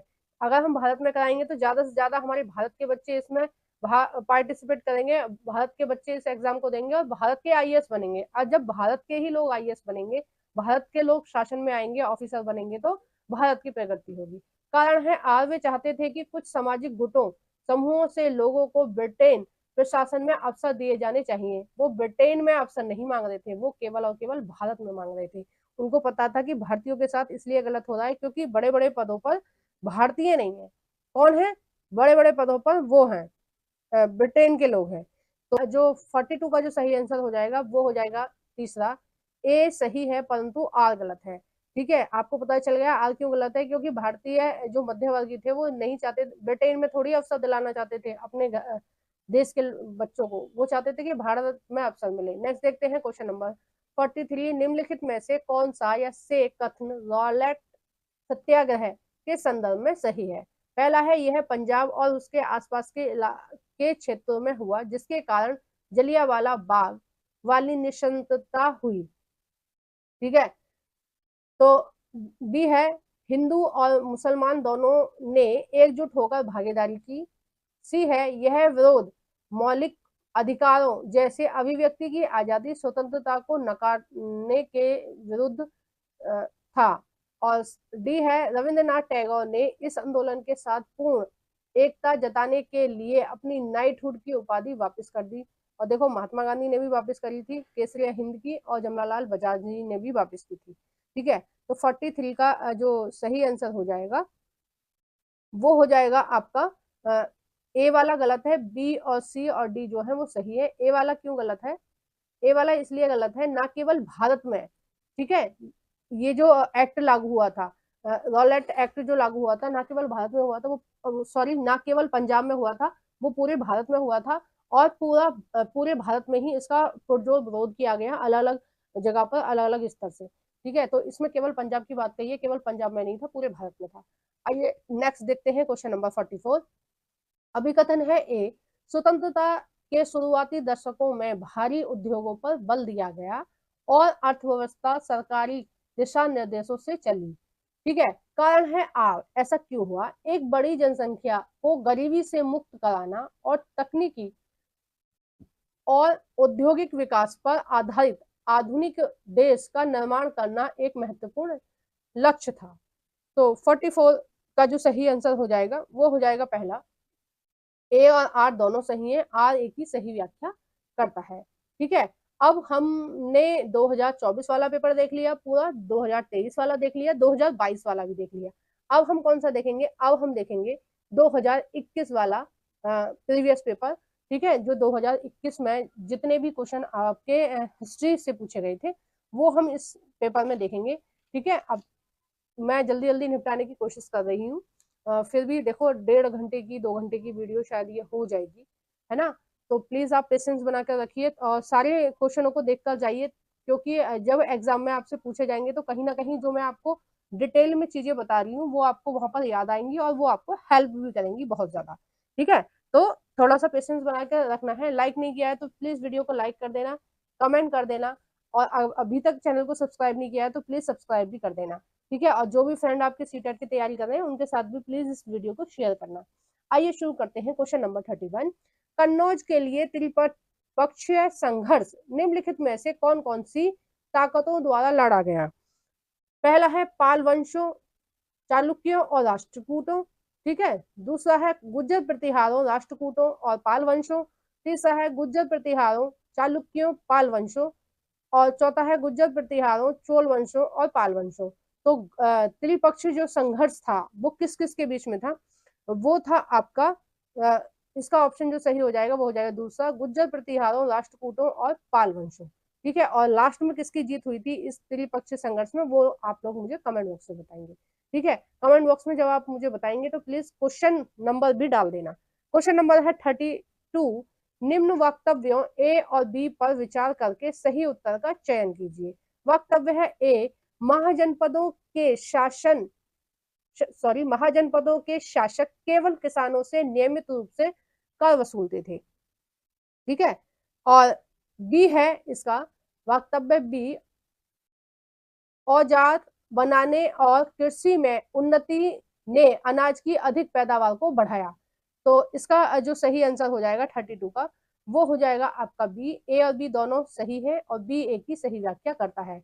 और किसानों से ही, केवल किसानों से ही पहले टैक्स लिया जाता था, राजस्व वसूल किया जाता था, या टैक्स एक ही बात है, वसूल किया जाता था। उसकी वजह ये थी कि जो मेन काम था वो किसानी ही थी, और किसान जो होते थे पहले महाजन पद के समय में वो मालदार होते थे। ठीक है, उनकी जो उनकी कंडीशन थी वो अच्छी थी। ठीक है, अच्छे लोगों में उनकी गिनती होती थी। जैसे आजकल के जो बिजनेसमैन है ना, जो रईस लोग है, वही वाली कंडीशन उस समय किसानों की थी, क्योंकि मेन नौकरी वोकरी का ऐसा कुछ खास नहीं था। नौकरी करने वालों को बुरा समझा जाता था, किसानी करने वालों को अच्छा समझा जाता था। ठीक है, और धीरे धीरे ये चलन आ जाएगा, आप देख लेना। कुछ समय बाद जो कृषि है वो कुछ मुट्ठी भर लोगों के हाथों में रह जाएगी, जिस हिसाब से हर रोज कृषि बिक रही है। ठीक है, खेत बिक रहे हैं और बड़ी बड़ी बिल्डिंग खड़ी हो रही है, बड़ी बड़ी कंपनियां उनको खरीद रही हैं। कुछ समय बाद कुछ मुट्ठियों में ये रह जाएगा, पैकेटों में आपको मिला करेगी सब्जी, और बहुत महंगे दामों पर मिला करेगी। ठीक है, जैसे रिलायंस फ्रेश है, इस तरह के जो लोग हैं, बड़े बड़े जो हैं कंपनी वाले, वो खरीद लेंगे, और जो छोटे छोटे किसान है वो नहीं रह जाएंगे। अभी आप देख रहे हो गांव देहात में पहले हर घर में गाय भैंस रहती थी। जब हम गांव में रहते थे हमारे घर में भी गाय रहती थी। अब गांव के लोग भी थैली का दूध पी रहे हैं। तो सोचो, दूध दूध का उत्पादन कहाँ हो रहा है? दूध का उत्पादन एक तरह से कंपनियों में हो रहा है। भैंसों को व्यापारी पाल रहे हैं, ना कि किसान पाल रहे हैं। ठीक है, तो ये सारी जो चीजें हैं वो दोबारा से हो जाएंगी। लेकिन पहले उसमें जनता को सहूलियत थी महाजनपद के समय में। अब जनता को उतनी सहूलियत नहीं होगी। कंपनी अपने हिसाब से मनमागे रेट निर्धारित करेंगे और आपको देने पड़ेंगे। आप दे रहे हो, ठीक है, 70-75 रुपया एक थैली का आप पेमेंट कर रहे हो, एक दूध की थैली का, तो आप दे रहे हो, और कहीं ना कहीं ये प्रभावशाली हो रहा है आजकल। क्वेश्चन नंबर है 33। अकबर के सर्वतः शांति विचार का उदय हुआ क्योंकि? पहला है, उसे विभिन्न धर्मों और उनके रीति रिवाजों में रुचि थी। दूसरा है, वह धर्म और धर्म मुखियाओं पर नियंत्रण करना चाहता था। तीसरा है, वह राजनीतिक संघर्ष समाप्त करना चाहता था। चौथा है, वह अपने उत्तराधिकारियों के लिए शांतिपूर्ण साम्राज्य बनाना चाहता था। तो 33 का जो सही आंसर है वो हो जाएगा पहला। जो सम्राट अशोक है वो उसने सर्वतः शांति का विचार दिया, और उसने क्या किया, सभी धर्मों के जो धर्मगुरु थे उनको बुलाया करते थे, और वो लोग धार्मिक चर्चा करते थे, और जिस धर्म की जो अच्छी बातें होती थी उनको समाज में फैलाने के लिए अकबर जी सपोर्ट करते थे कि भाई जो चीज अच्छी है उनको सारे समाज को बताना चाहिए, और जिससे अच्छे समाज का निर्माण हो। ठीक है, लेकिन ये जो परंपरा है सर्वदेश शांति की जो परंपरा है, ये आगे तक नहीं बढ़ पाई, केवल और केवल अकबर तक रह गई। बाकी के जितने भी शासक आए उन्होंने कहीं ना कहीं हिंदू धर्म को काफी नुकसान पहुंचाया। आप देख सकते हैं, आए दिन न्यूज में भी चीजें देखने को मिलती हैं। तो आप देख ही सकते हैं कि किस तरह से चीजें हुई, किस तरह से मंदिरों को तोड़कर मस्जिदें बनाई गई या अन्य चीज बनाई गई। और बाद में जो आक्रमणकारी आए, पहले भी आए, उन्होंने पूरी तरह से नालंदा विश्वविद्यालय को क्षति पहुंचाई। ठीक है, तक्षशिला को क्षति पहुंचाई। भारतीय संस्कृति तो आधी से भी कम रह गई है। आज जो आप संस्कृति देख रहे हो भारत की, वो आधी से भी कम रह गई है, क्योंकि ज्यादातर चीजें नष्ट हो चुकी हैं भारत की। ठीक है, क्वेश्चन नंबर है 34। मुगल साम्राज्य की स्थिरता का आधार था। पहला है, केंद्रीकृत प्रशासनिक नीति और सम्राट का नियंत्रण। दूसरा है, सैनिक अभियान और युद्धों द्वारा विस्तारीकरण की नीति। तीसरा है, भूमिगत जो आय का मुख्य साधन था। चौथा है, आसपास के क्षेत्रों से मित्रता और वैवाहिक संबंध।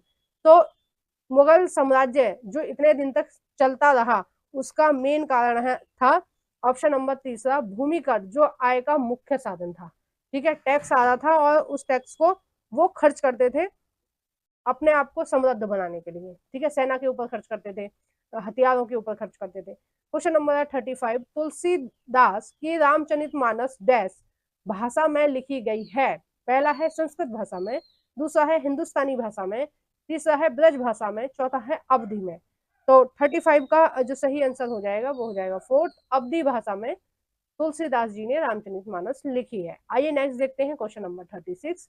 वे बौद्ध और जैनों के कटु आलोचक थे और शिव और विष्णु के प्रति सच्चे प्रेम को मुक्ति का मार्ग बताते थे। ठीक है, ये ईश्वर के अनुराग वाले चैप्टर से लिया गया है, और आप प्लीज इसको देखना, चैप्टर को, बहुत इंपॉर्टेंट चैप्टर है ना।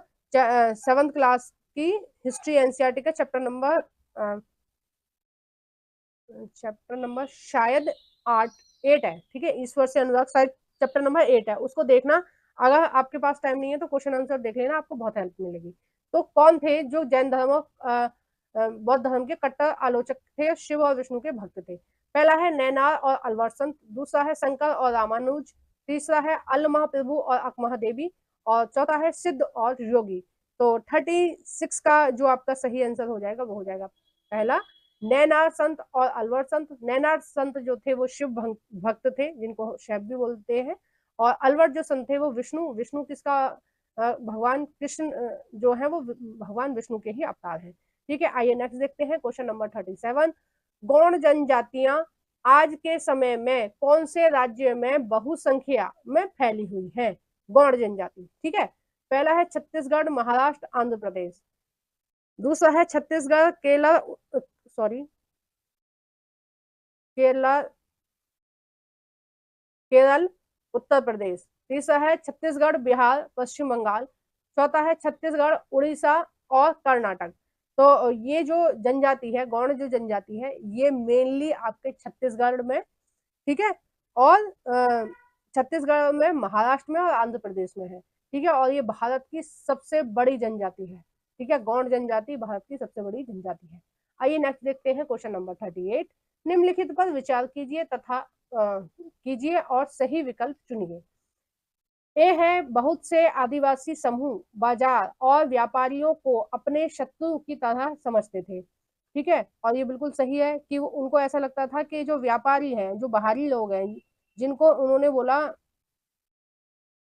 कि ये दिकुआ है, ठीक है, दिकुआ शब्द का प्रयोग किया गया है, दिकु शब्द का प्रयोग किया गया है, उसका मतलब है बाहरी लोग जो जंगल के नहीं है। ठीक है, तो आदिवासी लोगों ने बाहरी लोगों को अपना शत्रु माना है, व्यापारियों को या अंग्रेजों को, ठीक है, या साहूकारों को अपना दुश्मन माना है, शत्रु माना है, और उनके लिए उन्होंने एक वर्ड यूज किया है दिकु या दिकुआ।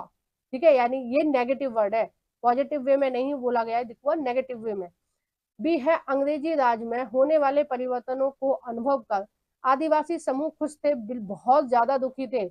इतने दुखी वो मुगलों के समय में भी नहीं थे आदिवासी लोग, जितने दुखी वो अंग्रेजों के समय में थे, क्योंकि अंग्रेजों ने सीधे सीधे पूरे की पूरे जंगल कब्जा लिया और आदिवासी लोगों को जंगल से खदेड़ दिया था। ठीक है, और उनको मजबूर कर दिया था कि वो शहर में जाकर नौकरी करें। सी है दिकु लोगों ने आदिवासियों की आर्थिक और सामाजिक संपन्नता में सहायता की। तो ये भी गलत है, उनकी संपन्नता दिकु लोगों ने छीन ली। दिकु में कौन था? अंग्रेज थे, साहूकार थे और व्यापारी। जैसे हम लोग अंग्रेजों को फिरंगी बोलते थे ना, फिरंगी और अंग्रेज ऐसे बोलते थे, तो उसी तरह से जो आदिवासी लोग थे, जो बाहरी लोग थे, उनको दिक्कू बोलते थे।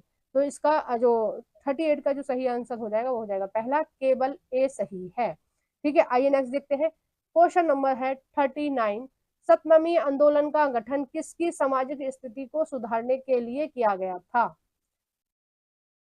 पहला है पूर्वी भारत में मजदूरी करने वाले समूहों के लिए। दूसरा है उत्तरी भारत में होने वाले जातीय भेदभाव के लिए। तीसरा है मध्य भारत में चमड़े का काम करने वाले समूहों के लिए। तो 39 का जो आपका सही आंसर हो जाएगा वो हो जाएगा तीसरा, मध्य भारत में, यानी कि मध्य प्रदेश के आसपास में जो चमड़े का काम करते थे जिस समूह के लोग, उनके लिए ये सतनामी आंदोलन का गठन किया हुआ था, और किसने किया था? घासीदास ने। ठीक है, आइए नेक्स्ट देखते हैं क्वेश्चन नंबर 40। निम्नलिखित में से कौन से आंदोलन जातीय उन्मूलन के विरुद्ध स्पष्ट रूप से अपने प्रभाव के क्षेत्रों से मेल खाते हैं? पहला है सतनामी आंदोलन पंजाब में, ठीक है। दूसरा है आपका मथुआ पंथ तमिल में, और तीसरा है सत्यशोधक समाज महाराष्ट्र में। चौथा है आर्य समाज केरल में। तो जो सही आंसर है वो हो जाएगा तीसरा, सत्यशोधक समाज महाराष्ट्र में। सतनामी जो आंदोलन था वो था मेनली छत्तीसगढ़ में, और आपका मथुआ पंथ जो था वो था बंगाल में। ठीक है, मथुआ पंथ कहाँ था? बंगाल में। और आर्य समाज जो था वो था आपका मुंबई में। ठीक है, और ये सत्यशोधक जो समाज था ये किसने चलाया था? ये चलाया था ज्योतिराव फूले जी ने। ठीक है, और ये जो था आपका मथुआ पंथ, ये चलाया था हरिश्चंद्र ठाकुर जी ने। आइए नेक्स्ट देखते हैं क्वेश्चन नंबर 41। निम्नलिखित में से कौन से दावे जाति विरोधी समाज सुधारकों से सही रूप से मेल खाते हैं? ठीक है, वो हमें देखना है कि ये एक कथन टाइप का दे रखा है और ये उनका नाम दे रखा है जिन्होंने ये कथन दिया है, तो आपको ये देखना है कि कौन कौन सा सही है। ए है निम्न जातियां द्रविड़ संस्कृति यानी कि दक्षिण भारत की जो संस्कृति है उसको द्रविड़ संस्कृति बोलते हैं। द्रविड़ संस्कृति की वास्तविक समर्थक है घासीदास। तो ये वाला जो ऑप्शन है ये गलत है, घासीदास जी ने नहीं दिया था। बी है जाति के आधार पर लोगों में भेदभाव नहीं करना चाहिए क्योंकि संपूर्ण मानव जाति एक ही जाति से संबंधित रखती है। यह है श्री नारायण गुरु का, बिल्कुल सही है। देखो इस चैप्टर में ही दे रखी है ये सारी लाइन, 8th क्लास की हिस्ट्री एनसीईआरटी चैप्टर नंबर 8 में ही दे रखा है, लाइन टू लाइन ऐसे की ऐसे ही दे रखी है। अब आप क्या करते हो, नोट्स वगैरह खरीद लेते हो, उनसे पढ़ाई करते हो। तो देखो सबके नोट्स अलग अलग होते हैं, मैं किसी भी नोट्स का विरोध नहीं कर रही हूँ, किसी भी नोट्स का समर्थन नहीं कर रही हूँ, पर सबसे सही तरीका है एनसीईआरटी खरीदिए, मार्क करिए, उस पर अंडरलाइन करिए जो आपको इम्पोर्टेंट लग रहा है और उससे पढ़िए, वो सबसे अच्छा विकल्प है। जिन्होंने करी होगी उनको बेनिफिट मिलेगा, ना केवल सीटेट में, टीजीटी पीजीटी में भी, ठीक है। और जिन्होंने इस तरह से तैयारी नहीं करी है, नोट्स वगैरह से करी है, कहीं ना कहीं कमी रह जाएगी, क्योंकि एनसीईआरटी को पूरा, या तो कोई पूरा ही उतारेगा एनसीईआरटी को, ठीक है, अगर वो पूरा ही उतार रहा है तो फिर आपको नुकसान है नोट्स खरीदने में, फिर आप बुक ही खरीद लेते। और अगर वो कुछ कुछ पॉइंटों को उतार रहा है तो आपको ये नुकसान है कि कुछ पॉइंट जो इंपॉर्टेंट थे वो उन्होंने छोड़ दिए हैं, ठीक है। ऑप्शन है सी, शुद्ध और अति शुद्ध को जाति भेदभाव को एकजुट होकर चुनौती देनी चाहिए, ये कहा था ज्योतिराव फूले जी ने। तो बी और सी जो है इसके वो सही हो जाएंगे, जबकि जो ए है वो गलत हो जाएगा, ठीक है। लाइन टू लाइन ऐसे ही लिखी हुई है चैप्टर में। नेक्स्ट देखते हैं क्वेश्चन नंबर 42। औपनिवेशिक भारत में प्रशासन के भारतीयकरण की मांग के विषय में कौन से या सा या से वक्तव्य सही है? भारतीयकरण की मांग के विषय में ए है अधिकांश नौकरियों पर अंग्रेजों का एकाधिकार था। बी है इसके द्वारा आशा की गई कि धन का बहाव इंग्लैंड की ओर से रोका जा सकेगा। और सी है इसके द्वारा आशा की गई कि यह भारतीयों के लिए इंग्लैंड में अधिक रोजगार के अवसर बनाएगा। तो 42 का आपका जो सही आंसर हो जाएगा वो हो जाएगा ए और बी दोनों सही है, जबकि सी गलत है, क्योंकि इंग्लैंड में रोजगार नहीं चाहिए था भारतीय लोगों को। कहाँ रोजगार चाहिए था? भारत में। वो लोग क्या कर रहे थे कि इंग्लैंड के लोगों को लेके आते थे यहाँ पर और उनको जॉब देते थे, चाहे क्लर्क की जॉब है या सेना में रखने के लिए या ऑफिसर वगैरह जो होते थे वो इंग्लैंड के लोग आते थे यहाँ पर। जबकि भारतीय ये चाहते थे कि भारत में जो जितने भी पद हैं उन पर जो भर्तियां हों वो भारतीयों की हों, ताकि भारतीयों का विकास हो। आइए नेक्स्ट देखते हैं क्वेश्चन नंबर 43। रॉलेट सत्याग्रह के विषय में इन वक्तव्यों पर विचार कीजिए और उचित विकल्प बताइए। ए है रॉलेट एक्ट के विरुद्ध सत्याग्रह के लिए महात्मा गांधी ने 1919 में घोषणा की, ठीक है, तो ये बिल्कुल सही है। बी है इस एक्ट द्वारा पुलिस की शक्तियां बढ़ गई थी, वहीं यह एक्ट आम आदमी के मौलिक अधिकारों को सशक्त करता था। इस एक्ट ने आम आदमी के मौलिक अधिकारों को पूरी तरह से छीन लिया था। इस एक्ट में क्या था, रॉलेट एक्ट में क्या था कि किसी भी व्यक्ति को केवल शक के आधार पर उठा लिया जाएगा, चाहे उसका कोई दोष है या नहीं है, ठीक है। किसी भी व्यक्ति को अभिव्यक्ति की आजादी नहीं है, वो खुलकर अपनी बात को नहीं कह सकता है, नहीं रख सकता है। अगर कभी भी पुलिस को ऐसा लगा कि इस व्यक्ति ने कोई भी ऐसी बात कही है जो सही नहीं है, या फिर उसको पुलिस को केवल शक है, उस आधार पर वो उसको जेल में डाल सकती है।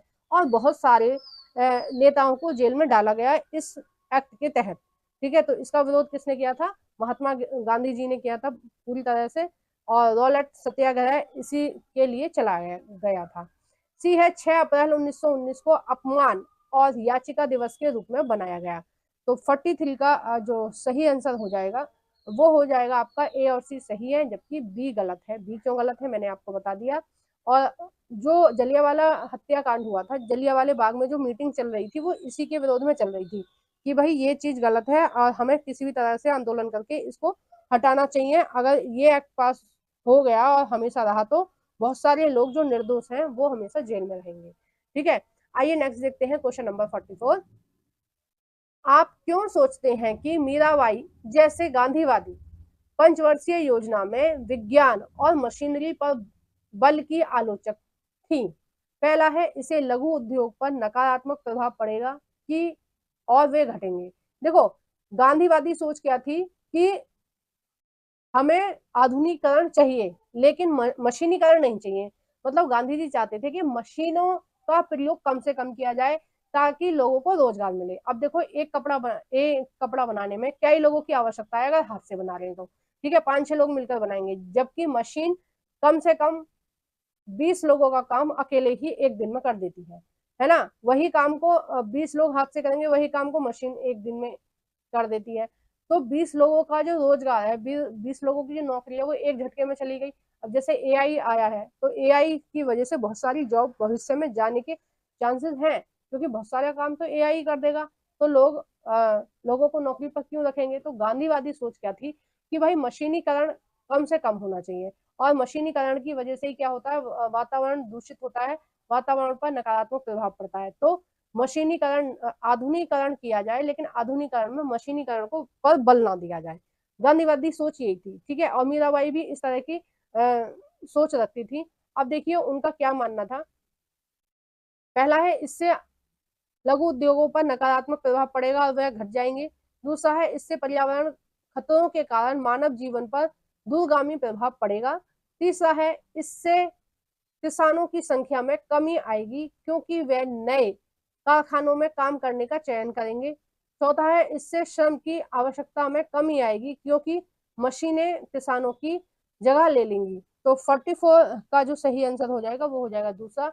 तो उनको लग रहा था कि ज्यादा मशीनीकरण करेंगे, जैसे कि पंचवर्षीय योजना में रखा गया था कि उद्योगों पर बल दिया गया था दूसरी पंचवर्षीय योजना में। तो उनको ऐसा लग रहा था कि अगर मशीनीकरण पर ज्यादा जोर देंगे तो हमारा जो पर्यावरण है वो खतरे में आ जाएगा, और बिल्कुल सही है, और आजकल हो भी रहा है। ठीक है, आप देख ही रहे हैं दिल्ली में और दिल्ली के आसपास के इलाकों में कितना ज्यादा प्रदूषण है। देखिए अब हमने 2024 का भी कर लिया, 2023 का भी कर लिया प्रीवियस पेपर, 2022 का भी कर लिया, और 2021 का भी खत्म कर लिया। अब हम देखेंगे 2019 का, ये आपका last model sorry previous paper रहेगा 2019 वाला।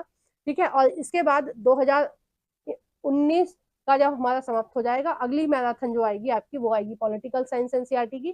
ठीक है, अब 2019 का हम स्टार्ट कर रहे हैं और देखेंगे कि 2019 में हिस्ट्री से रिलेटेड किस तरह से क्वेश्चन पूछे गए थे। और एक बार फिर मैं रिपीट करना चाहती हूँ, अगर आपने लाइक नहीं किया है तो प्लीज लाइक कर दीजिए और एक छोटा सा कमेंट कर दीजिए। ठीक है, और शेयर नहीं किया है तो प्लीज शेयर भी कर देना इस मैराथन को, ताकि आपके फ्रेंड्स भी इस वीडियो का लाभ उठा सकें। ठीक है, आइए देखते हैं, शुरू करते हैं 2019 का प्रीवियस पेपर। क्वेश्चन नंबर 36, जातक कथाओं के विषय में निम्नलिखित में से कौन सा सही है। पहला है, इनकी रचना जैन साधुओं द्वारा की गई थी जिन्हें सामान्य लोगों द्वारा लिखा गया और उनका संकलन किया गया। ठीक है, जातक कथा जैन साधुओं द्वारा नहीं लिखी गई थी, बौद्ध साधुओं द्वारा लिखी गई थी। ठीक है, जातक कथा होती है जो वैसी कथाएं जो पूर्व जन्म से रिलेटेड होती है। ठीक है, और जैन धर्म और बौद्ध धर्म दोनों ही पूर्व जन्म पर विश्वास करते हैं, लेकिन जातक कथाओं का संबंध जैन धर्म से नहीं है, बौद्ध धर्म से है। दूसरा है, इनकी रचना सामान्य लोगों द्वारा की गई थी जिन्हें बौद्ध भिक्षुओं द्वारा लिखा गया और उनका संकलन किया गया। तो 36 का जो सही आंसर है वो सेकंड वाला ही है। ठीक है, आइए हम नेक्स्ट देखते हैं क्वेश्चन नंबर 37, आईने अकबरी के विषय में निम्नलिखित कथनों में से कौन सा सही है। देखो आईने अकबरी बुक जो है वो पार्ट है बाबरनामा का। बाबरनामा जो बुक है वो 3 भागों में विभाजित है।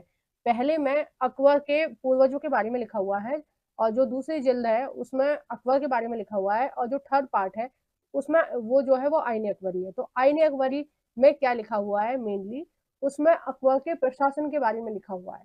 ठीक है, कि अकबर का प्रशासन किस टाइप का था उस समय, समाज का व्यापार वगैरह सारी चीजें के बारे में लिखा हुआ है।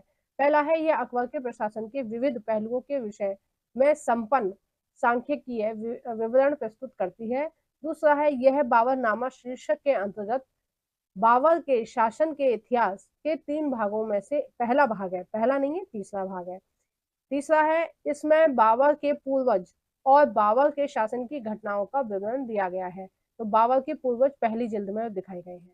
ठीक है, चौथा है, यह मिर्जा हकीम द्वारा लिखी गई है जो बाबर के दरबारी में से एक था। तो बाबरनामा किसने लिखा है वो आप मुझे कमेंट बॉक्स में बताएंगे। ठीक है, क्वेश्चन नंबर के साथ। और ये जो इसका जो सही ऑप्शन हो जाएगा वो हो जाएगा पहला। 37 का कौन सा सही ऑप्शन हो जाएगा, वो हो जाएगा पहला। आइए नेक्स्ट देखते हैं क्वेश्चन नंबर 38। क्वेश्चन नंबर 38, निम्नलिखित में से किसने अपनी कृतियों को भी शामिल करते हुए बाबा गुरु नानक की रचनाओं को गुरुमुखी में संकलित किया? पहला है गुरु तेग बहादुर, दूसरा है गुरु गोविंद, तीसरा है गुरु अंगद, चौथा है गुरु अर्जुन। तो इसका 38 का जो सही आंसर हो जाएगा वो हो जाएगा तीसरा, गुरु अंगद जी ने गुरु नानक की रचनाओं को इकट्ठा किया और गुरुमुखी में संकलित किया था। ठीक है, नेक्स्ट है इसमें क्वेश्चन नंबर 40, समुद्रगुप्त की निम्नलिखित में से कौन सी ऐसी नीति थी जो विशिष्ट रूप से दक्षिणापथ शासकों के लिए थी? दक्षिणापथ के जो शासक थे वो कहाँ के थे? वो लगभग आज का जो आंध्र प्रदेश है उसके आसपास के इलाकों के थे। ठीक है, पहला है इसमें उन्होंने पराजय स्वीकार की और उन्हें पुनः शासन करने के लिए अनुमति दी गई, है ना। नेक्स्ट है इसमें बी, दूसरा, उनके साम्राज्यों को उखाड़ फेंका गया और उन्हें समुद्रगुप्त के साम्राज्य का अंग बना लिया गया। तीसरा है उन्हें समुद्रगुप्त की अधीनता स्वीकार की और अपनी पुत्री का विवाह उनके साथ किया। तो ये दक्षिणापथ के बारे में नहीं दी हुई है, ये लाइन श्रीलंका के बारे में दी हुई है ना। तो एक वकाटक नाम का शासक था जिसको समुद्रगुप्त ने हराया था, उसकी पुत्री से विवाह किया था। ठीक है, फोर्थ है यह उपहार लाते थे, उनके आदर्शों का पालन करते थे, यानी कि समुद्रगुप्त के आदर्शों का पालन करते थे और उनके दरबार में उपस्थित होते थे। तो ये वाला भी ऑप्शन गलत है। ये जो थे ये मित्र देशों के बारे में है, जो उत्तर भारत के कुछ राज्य थे जो समुद्रगुप्त के साथ इस तरह का विवाह रखते थे। जबकि दक्षिणापथ के बारे में जो सही ऑप्शन है वो ये वाला है। ठीक है, बुक में पूरी लाइन यही यही की यही लिखी हुई है। सीटेट वाले ना लाइन भी चेंज नहीं करते हैं, एनसीईआरटी से पूरी की पूरी लाइन ऐसी की ऐसी उठा लेते हैं। क्वेश्चन नंबर है 41, निम्नलिखित का मिलान कीजिए। अब देखिए ये कुछ कला के नाम दे रखे हैं और उनका स्वरूप दे रखा है कि किस तरह की कला किससे संबंधित है। ठीक है, ये 8th क्लास की एनसीईआरटी से आया है क्वेश्चन। ए है कला की वह तकनीक जो असली जैसी तस्वीरों को बनाने में सहायक है। ठीक है, तो उसका संबंध किससे है? उसका संबंध है आपके तेल चित्र से। ठीक है, जो तेल चित्र होते हैं वो एज इट इज ऐसे ही बना देते हैं तस्वीरों को। बी है चित्रकारी जिसमें भारतीय भू दृश्यों को अनूठा अनछुआ दिखाया जाता था। मतलब प्रकृति की ऐसी चीजें दिखाई जाती थी जो अनछुई हैं, जैसे पहाड़ वगैरह पे जाते हैं तो प्रकृति कितनी बहुत खूबसूरत लगती है ना, अनछुई सी, कि यहाँ पर पहले कोई आया ही नहीं है, बिल्कुल साफ सुथरी और बहुत सुंदर। तो ये किससे मिलान खाता है? ये है नैना अभिराम से। ठीक है, दूसरे तीसरे नंबर पर दे रखा है भारत में यूरोप वासियों की ऐश्वर्यपूर्ण जीवन शैली, धन संपदा और रौब दर्शाती चित्रकला किससे संबंधित है? वो संबंधित है आपके रूप चित्र से। और फोर्थ है आपका ब्रिटिश साम्राज्यवादी इतिहास और विजयी दृश्यों को चित्रित करने वाली चित्रकला किससे संबंधित है? वो संबंधित है तीसरे से, इतिहास चित्रकला से। तो इसका जो ऑप्शन सही हो जाएगा वो हो जाएगा दूसरा। आइए नेक्स्ट देखते हैं। ये 8th क्लास की ओल्ड बुक थी। देखो उस समय सिलेबस चेंज नहीं हुआ था 2019 में, उस समय ये बुक चलती थी, एक सेकंड बुक थी हिस्ट्री की, उससे आया है ये क्वेश्चन, क्योंकि हाल फिलहाल में जो सिलेबस है उसमें नहीं है ये वाला चैप्टर, पुरानी बुक में है। क्वेश्चन नंबर है 42, 18वीं शताब्दी के अंतिम चरण में बंबई, मद्रास और बंगाल प्रेसिडेंसियों का विकास ईस्ट इंडिया कंपनी ने किन व्यापारिक केंद्रों से किया या हुआ? ठीक है, जो ईस्ट इंडिया कंपनी थी उसने क्या करा था, 3 प्रेसिडेंसी बना रखी थी। ठीक है, एक थी बंबई जो महाराष्ट्र के आसपास के इलाके हैं और महाराष्ट्र है उसको बंबई प्रेसिडेंसी बोला। ठीक है, मद्रास बोला दक्षिण भारत में जो तमिलनाडु के आसपास के हैं वो उनको बोला, और बंगाल आपको पता ही है, बंगाल के आसपास के इलाकों को। ठीक है, अब देखते हैं कौन कौन से जो केंद्र थे। अब देखो हम डायरेक्ट क्वेश्चन आंसर देख लेते हैं। आंसर इसका हो जाएगा दूसरा। देखो अगर हम बंबई की बात करें तो वहां पर सूरत था, व्यापारिक केंद्र था सूरत। और देखो जो बंबई जो राज्य था, जो प्रेसिडेंसी थी, उसमें गुजरात भी आता था, उसमें महाराष्ट्र भी, दोनों आते थे, उसको बोला गया था बम्बई।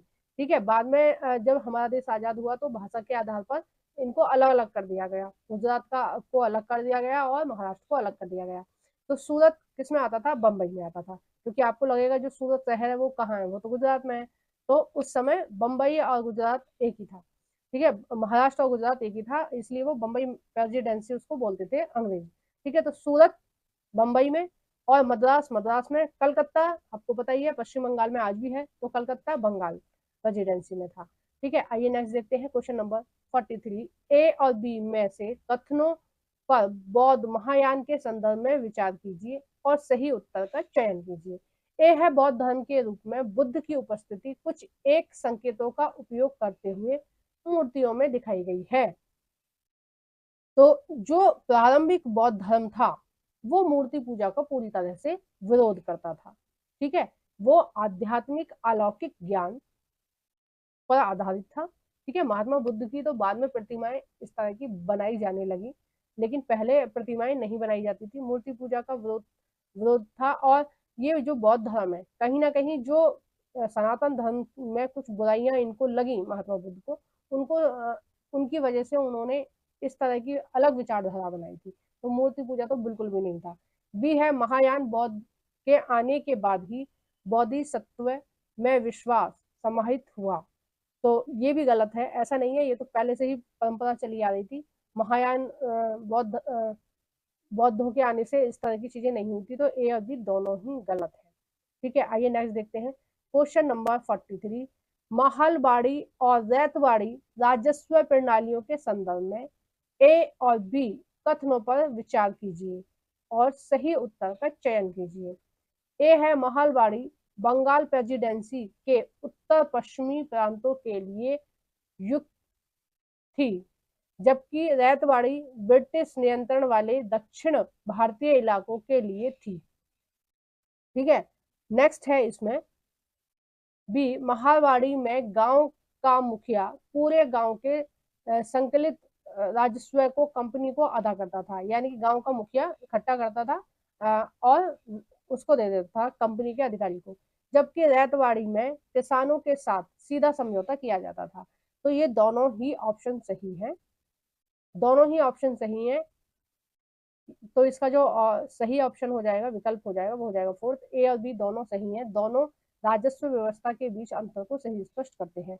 और देखो मैं थोड़ा सा इनके बारे में बता देती हूँ, क्योंकि बहुत बार एग्जाम में पूछा जाता है। तो 1773 में स्थायी बंदोबस्त शुरू किया था, वो किया था लॉर्ड कॉर्नवालिस ने, और बंगाल में शुरू किया था। दूसरा जो था 1833 में शुरू की थी महलबाड़ी व्यवस्था, हॉल्ट मैकेंजी ने, और ये यूपी मध्य प्रदेश में शुरू की गई थी। और 1820 में मुनरो व्यवस्था या रैयतबाड़ी व्यवस्था शुरू की गई थी, जो मद्रास में शुरू की गई थी दक्षिण भारत में। ठीक है, आइए नेक्स्ट देखते हैं क्वेश्चन नंबर है 45। सूफी संत के मकबरे को जाना जाता है। ए है ईदगाह, ईदगाह को मजार भी बोलते हैं। ठीक है, दूसरा है खानकाह, और तीसरा है ईदगाह, ईद सॉरी मैंने दरगाह को ईदगाह पढ़ लिया, सॉरी। पहला है दरगाह, दरगाह को हम मजार भी बोलते हैं। दूसरा है खानकाह, तीसरा है ईदगाह। तो ईदगाह वह स्थान होता है जहां पर नमाज अदा की जाती है। ठीक है, और चौथा है गुल फरोश शरा। ठीक है, तो इसका जो सही आंसर हो जाएगा वो हो जाएगा दूसरा। खानकाह जो जगह होती है उसको, वो जो होती है वो सूफी संत के मकबरे होते हैं। और यहाँ पर धर्म, ये जो स्थान होता है खानकाह, यहाँ पर धर्म गुरु रहते हैं, जो मुस्लिम धर्म के होते हैं ना, वो धर्म गुरु रहते हैं, और यहाँ पर अल्लाह की इबादत करते हैं वो लोग। ठीक है, आइए नेक्स्ट देखते हैं क्वेश्चन नंबर 46। विशेषता द्वैत का सिद्धांत 11वीं शताब्दी में प्रस्तावित किया गया। पहला है, सीधे सीधे इन्होंने पूछा है विशेषता द्वैतवाद जो है वो किसने दिया है। पहला है सखुबाई द्वारा, दूसरा है रामानुज द्वारा, तीसरा है बसबन्ना द्वारा, चौथा है एकनाथ द्वारा। तो इसका जो सही आंसर हो जाएगा वो हो जाएगा आपका दूसरा, रामानुज द्वारा। ठीक है, और ये बसबन्ना वाली जो विचारधारा थी, ये सभी के साथ समान विवाह, जाति विरोध, जाति व्यवस्था का विरोध करते थे, मूर्ति पूजा का विरोध करते थे। ठीक है, और सभी के प्रति समान विवाह, और ये ऊंच नीच ये सब नहीं मानते थे। ठीक है, जो एकनाथ पंथी थे, वो जो थे वो विठल स्वामी के भक्त थे। और विठल स्वामी यानी कि भगवान श्री कृष्ण के उपासक, या वैष्णव उपासक हम बोल सकते हैं, भगवान विष्णु के उपासक थे। और महाराष्ट्र के पंढरपुर में है विठल स्वामी का मंदिर, ये वहीं के थे एकनाथ वाले। और ये तुकाराम साखूबाई और चोखा मेठा, ये प्रसिद्ध साधु या संत थे उस समय के। ठीक है, अब नेक्स्ट देखते हैं क्वेश्चन नंबर 47। भारत में 1772 में स्थापित की गई दीवानी अदालतों के संबंध में कौन सा कथन सही है वो देखना है। ए है यह एक फौजदारी अदालत थी। बी है यह यूरोपियन जिलाधीशों की अध्यक्षता में चलती थी। तो 47 का जो सही आंसर हो जाएगा वो हो जाएगा ए गलत और बी सही। ए गलत और बी सही, तो इसका जो ऑप्शन है वो तीसरा सही हो जाएगा। ठीक है, और क्योंकि ये एक फौजदारी अदालत नहीं थी, ये एक तरह जो दीवानी अदालत होती है, आज भी जो दीवानी अदालतें होती हैं उनमें जमीन से रिलेटेड केस देखे जाते हैं, खेत से रिलेटेड, लगान से रिलेटेड, टैक्स जो किसानों पर टैक्स लगाया जाता है उससे रिलेटेड मुकदमे देखे जाते हैं। जो फौजदारी अदालतें होती हैं वो कौन सी अदालतें होती हैं, वो जैसे मर्डर हो गया, चोरी हो गई, है ना, इस तरह की जो अदालतें मुकदमे सुनती हैं, मर्डर के, चोरी के, धोखाधड़ी के, है ना, या छल कपट के, इस तरह के जो मुकदमे सुनती हैं उन अदालतों को बोलते हैं फौजदारी। ठीक है, दीवानी अदालत किनको बोलती है, जो खेतों से रिलेटेड, खेत है, किसान से रिलेटेड कुछ भी विवाद होता है उनको दीवानी अदालतों में सॉल्व किया जाता है। ठीक है, आज भी व्यवस्था यही है, जो पुरानी व्यवस्था थी वही चली आ रही है आज भी। क्वेश्चन नंबर है 48। गैरीसन नगर से अभिप्राय है। पहला है एक महत्वपूर्ण व्यापारिक पत्न नगर, दूसरा है नगर से लगी हुई भूमि जो इसे माल की आपूर्ति करती थी, तीसरा है किलेबंदी छावनी जहां सैनिक रहते थे। तो 48 का जो सही आंसर हो जाएगा वो यही हो जाएगा, और ये अलाउद्दीन खिलजी के समय में बनवाई गई थी। और इसने क्या किया था कि किलेबंदी करा दी थी ताकि सैनिक आराम से रह सकें, और अगर बाहरी आक्रमण हो तो सेना एकजुट होकर उसका सामना कर सके। यानी कि सैनिकों के लिए इन्होंने एक तरह से क्वार्टर बनाए थे जहां पर सैनिक रहते थे, और उनका मतलब रहने का सब कुछ तरीका ऐसे ही था जैसे आज रहती है ना सेना हमारी, उस तरह से इन्होंने बनाया था, किलेबंदी करके छावनी के लिए व्यवस्था बनाई थी, उसको बोलते थे गैरिसन नगर। ठीक है, आइए नेक्स्ट देखते हैं। देखो ये यहाँ पर समाप्त हो गए। अब हमने पिछले 5 साल में जो भी क्वेश्चन हिस्ट्री से पूछे गए थे वो सभी कंप्लीट कर लिए हैं। आपको वीडियो कैसी लगी है प्लीज कमेंट बॉक्स में बताना। और आगे वाली जो मैराथन होने वाली है वो होने वाली है पॉलिटिकल साइंस एनसीईआरटी की। ठीक है, और वो इससे थोड़ी लेंदी रहेगी क्योंकि उसमें बहुत बड़े बड़े क्वेश्चन दे रखे हैं। ठीक है, तो कुछ पेडागोजी के मिक्सअप भी हैं उसमें, पॉलिटिकल साइंस में कुछ पेडागोजी के मिक्सअप भी हैं, तो उसका कंटेंट ज्यादा रहेगा, थोड़ी वीडियो उसकी लंबी हो सकती है। पर आपने अगर ये चारों मैराथन मेरी कर ली, ये तीनों तो कंटेंट से रिलेटेड, हिस्ट्री, ज्योग्राफी और पॉलिटिकल साइंस एनसीईआरटी, और एक पेडागोजी वाली, अगर ये आपने मेरी चारों मैराथन कर ली तो आपका जो सीटेट क्वालिफाई है बहुत आराम से हो जाएगा। अगर आपने मेरी एनसीईआरटी वाली वीडियो भी देखी होंगी, 6, 7 और 8 क्लास की history, geography, political science NCERT के एमसीक्यू और थ्योरी दोनों देखी होंगी, तो आपके आराम से 60 में से 50 मार्क्स आ जाएंगे। ठीक है, जिन्होंने बिल्कुल बारीकी से पढ़ा होगा उनके 55 तक भी मार्क्स आ जाएंगे, कोई बहुत बड़ी बात नहीं है। ठीक है, इतने मार्क्स आ जाते हैं अगर आप ठीक से एनसीईआरटी को पढ़ लेते हो, क्योंकि यहाँ पर पेडागोजी भी आपकी एनसीईआरटी से ही पूछी जाती है। तो आई होप आप अच्छे से करेंगे। अभी आपके पास कुछ समय और है तो आप पूरी जान लगा दीजिए ताकि आपका ये वाला सीटेट क्लियर हो जाए, आपको बार बार तैयारी करने की जरूरत ना पड़े। आगे अगर आप तैयारी करें तो टीजीटी पीजीटी की करें, ना कि सीटेट की। ठीक है, तो thank you for watching everyone.